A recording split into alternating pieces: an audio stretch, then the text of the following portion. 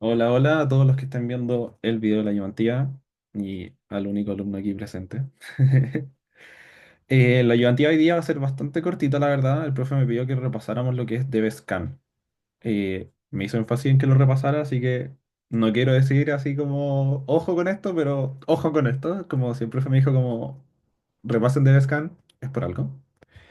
Igual no hemos comentado nada con el profe como de cómo hacer la prueba, ni la materia, ni hasta dónde va a entrar, ni tipos de ejercicio y cosas así, un poco más tipo prueba. Así que si en algún momento tengo alguna información así un poco más secreta, por así decirlo, que les puede beneficiar, la voy a compartir. Em, y aprovechen de venir a la ayudantía, los dejo todos invitados porque también así pueden responder todas las dudas que tengan del trabajo, para la prueba, antes o de alguna cosa que no hayan entendido, que obviamente ya no les voy a poder responder tan fácilmente fuera de la ayudantía, así que ojalá puedan venir y así aprovechar un poco más esta hora. Y eso principalmente antes de mi anuncio antes de empezar. Bueno, como dije, hoy día vamos a ver lo que es DevScan, que ustedes ya vieron Camins, y este es otro algoritmo parecido, por así decirlo, a Camins. Es otra forma de clusterizar, pero con argumento o forma de hacerlo diferente. Entonces, básicamente DevScan es, como dije, un modelo diferente de clusterizar. El DevScan tiene dos principales parámetros componentes que son los importantes, que en este caso sería epsilon, que es el radio máximo que se considera en desde un punto, y el mean points, o puntos mínima cantidad de puntos, que es la mínima cantidad de puntos que tiene que estar en ese radio para que se forme un clúster o para que se agregue a un clúster. Hola, hola a la nueva persona que se acaba de sumar. Gracias por venir. Acabamos de empezar. Eh, entonces, como voy a repetir justo para el que acaba de llegar, los dos parámetros importantes para el DevScan son el epsilon, que es el radio máximo para considerar que dos puntos estén cerca, que ya lo vamos a ver en un caso más práctico en el código, y el mean points, o mínimo cantidad de puntos, o cosas así como lo quieren llamar en la traducción en español, que es la mínima cantidad de puntos que tienen que estar dentro de ese radio para que se considere parte de un clúster, un punto. Dentro del DevScan podemos clasificar los puntos como puntos núcleo, que está dentro del clúster, y si nosotros hacemos la proyección del radio, en ese radio se encuentra la mínima cantidad de puntos que nosotros definimos anteriormente, y eso pasa a ser un punto núcleo porque pasa a ser parte del clúster. Un punto frontera es un punto que está dentro del clúster, pero es un punto que si yo trazo el radio que definimos delante, no alcanza a tener la suficiente cantidad de puntos mínimas que nosotros definimos, así que no podemos seguir agregando puntos al clúster en ciertas direcciones, por así decirlo. Ruido es un punto que en el fondo no se incluye, no está cerca del radio, no se incluye, no tiene la cantidad mínima de puntos en su radio, no está cerca de otros puntos. Es un punto que no se incluye en el clúster. Bueno, después ventajas, porque ¿para qué les vamos a pasar DevScan si ya le enseñamos Camis? Entonces, porque el DevScan tiene diferentes ventajas y bueno, también tiene desventajas.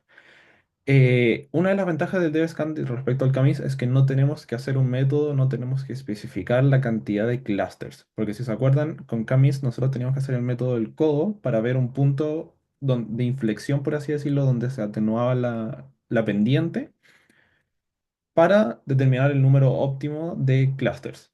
Y cambiaba muchos resultados si poníamos, no sé, si nosotros veíamos el ojo entre el 6, podíamos poner 7, 8 y podía cambiar bastante el resultado.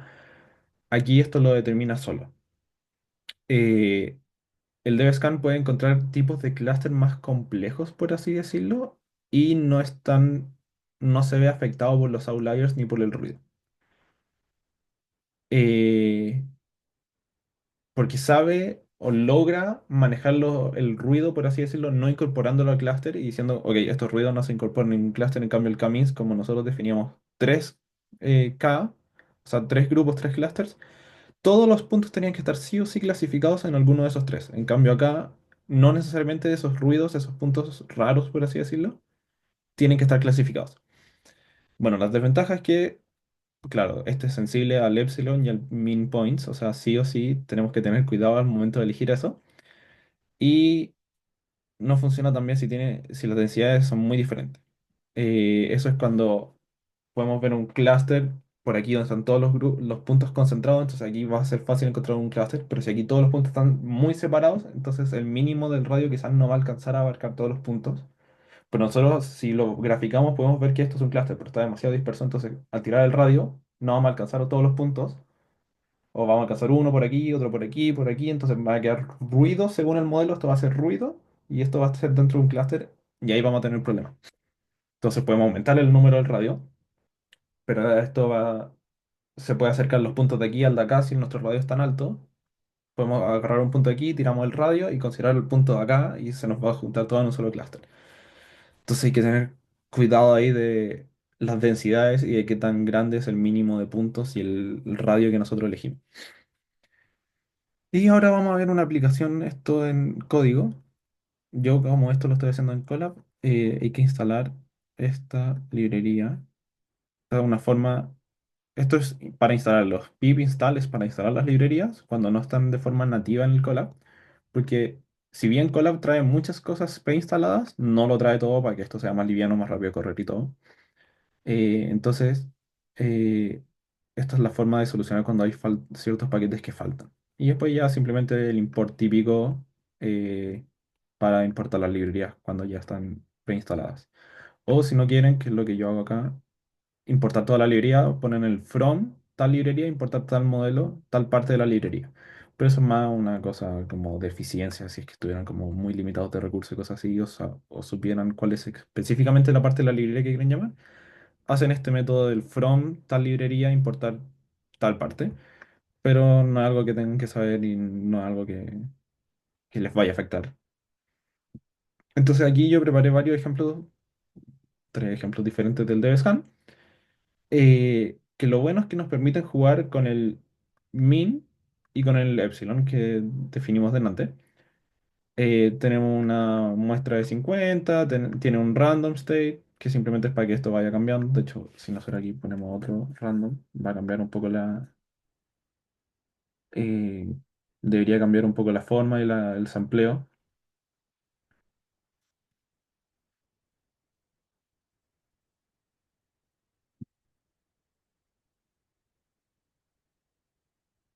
Bueno, no cambia mucho. Y aquí un ruidito que son estos puntos, pero es despreciable en este caso. Pero como siempre, pongo un random state fijo para que cada vez que yo vuelva a correr esto, los datos generados se mantengan iguales.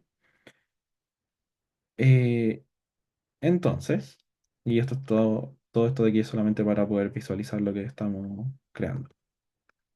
Ok, entonces nosotros aquí, claramente, si es que esto no estuviera clasificado, nosotros vemos dos clusters. Vemos este y este a priori, sin tener que hacer ningún algoritmo. Y yo, por ejemplo, acá si yo hiciera el k-means y yo pongo 2, de hecho creo que está en la diapositiva de ustedes. eh, Aquí está. El k-means, si yo pongo 2 lo puede cortar de forma diferente. ¿Ven? Que aquí corta de esta forma y aquí de esta otra forma.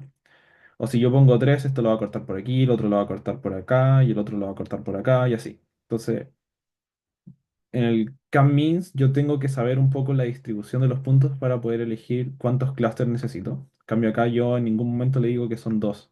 Simplemente tengo nuestra grilla de puntos, ejecuto el algoritmo de DevScan y él solo, como dijimos delante, analiza y determina el número de clusters.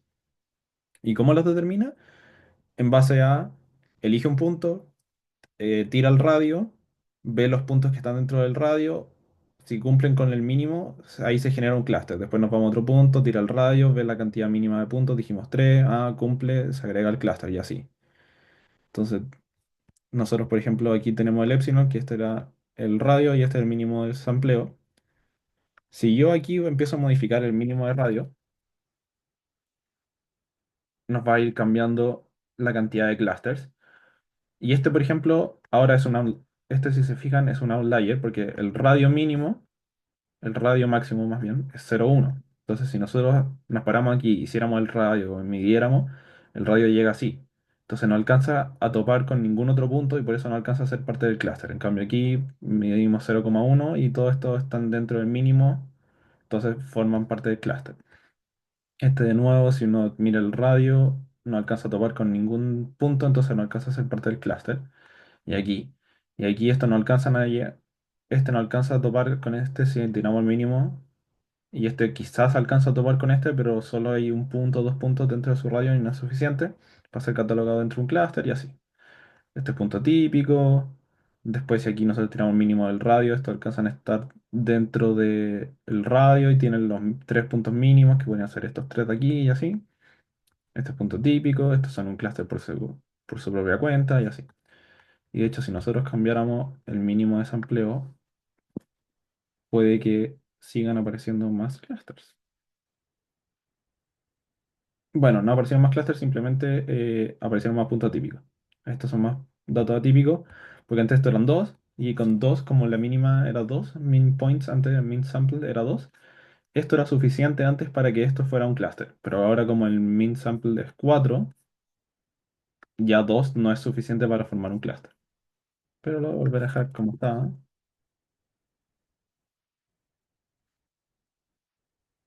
Y vamos a ver que acá hay claramente dos clústeres. Ustedes tienen que ir jugando un poco con estos parámetros el día de mañana cuando les toque hacer el trabajo para ir viendo qué es lo que más se acomoda a lo que ustedes están viendo visualmente.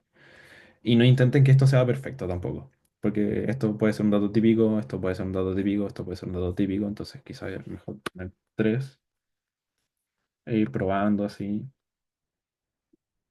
y a ver si encuentran valores mejores. Y aquí esto es simplemente para ver cuántos clústeres encontrar. Dos. Aquí simplemente vamos a cambiar un poco la distribución de los puntos, eh, pero todo lo demás lo mismo. Esto de nuevo es para la visualización, las librerías que necesito, y aplicamos el algoritmo de scan con los mismos parámetros, 0,2, y bueno, aquí le pusimos 5. Pero esto es lo que ir cambiando para generar como nuevas distribuciones.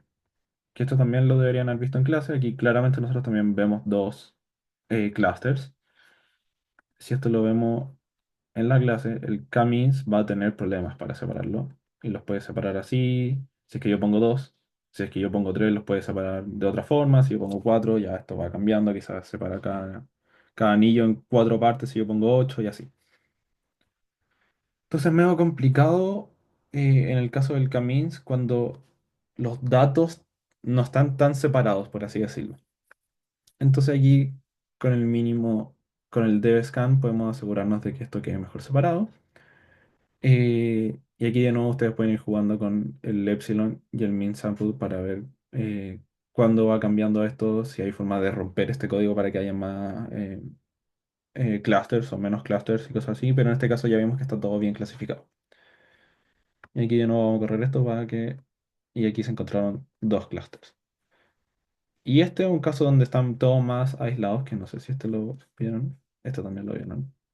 Está aquí. Eh, aquí, si bien ambos, el DevScan y el Camins, ambos encontraron los tres clusters, ambos los separaron de la misma forma. Claramente, si yo en Camins pongo 4 aquí empieza a haber un problema y uno de estos clusters se va a separar de forma diferente porque pusimos 4.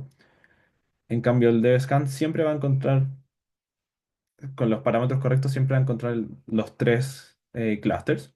Pero la diferencia es que aquí, como no necesariamente todos los puntos tienen que ser asignados a un clúster, según los parámetros que yo pongo aquí del epsilon y del min sample, puede que hayan puntos que sean considerados como puntos atípicos o datos atípicos y no se han incorporado a ningún clúster porque si nosotros tiramos el radio no cumplen con la mínima cantidad de puntos en su radio para ser incorporados al clúster. Entonces quizás si yo cambio aquí el min sample, yo lo bajo a 4, no fue suficiente. Quizás si yo aumento esto, ahí van desapareciendo los datos atípicos. Y en este caso, bueno, el número de clústeres encontrados fue 3. Y básicamente, bueno, aquí lo que se tiene que quedar más allá de las librerías necesarias y de cómo generar este pequeño muestreo, es cómo aplicar el algoritmo de DevScan. Básicamente, aquí ustedes crean el DevScan, DevScan ponen sus parámetros, Creo que el algoritmo además recibe un par de parámetros más, pero ya con esto es lo que necesitan. Y simplemente al DevScan le fitean los puntos, por así decirlo. Y eso es todo lo que ustedes tienen que hacer para aplicar el DevScan. Y eso, esa era sorpresivamente la ayudantía de día era demasiado corta, pero es lo que el profe me pidió que revisáramos, el algoritmo del DevScan. Eh, bueno, también lo pueden revisar un poco acá. Bueno, obviamente lo pueden revisar en la PPT de la clase, pero lo importante es que ustedes repasen aquí cómo ir haciendo la clusterización de los puntos según el DevScan. Entonces aquí agarran el radio mínimo. Entonces agarran un punto, ven el radio que se les entregó y ven también la cantidad de puntos. Y asignan un punto al clúster y así van avanzando a ver si los demás puntos se van agregando al clúster hasta que ya no puedan seguir por un lado y así van con el resto, con el resto, con el resto, agregando al clúster. Y aquí este va a ser considerado un punto ruido, punto típico, dato típico y lo que sea. Y básicamente es eso. No sé si alguna de las dos personas aquí presentes tiene dudas. Si no, em, bueno, dudas de alguna otra cosa además son bienvenidas también, más allá de solo la materia. Si no, bueno, son libres de irse. Vale, muchas gracias. De nada, de nada. Nos vemos, chau. Vemos que estés bien.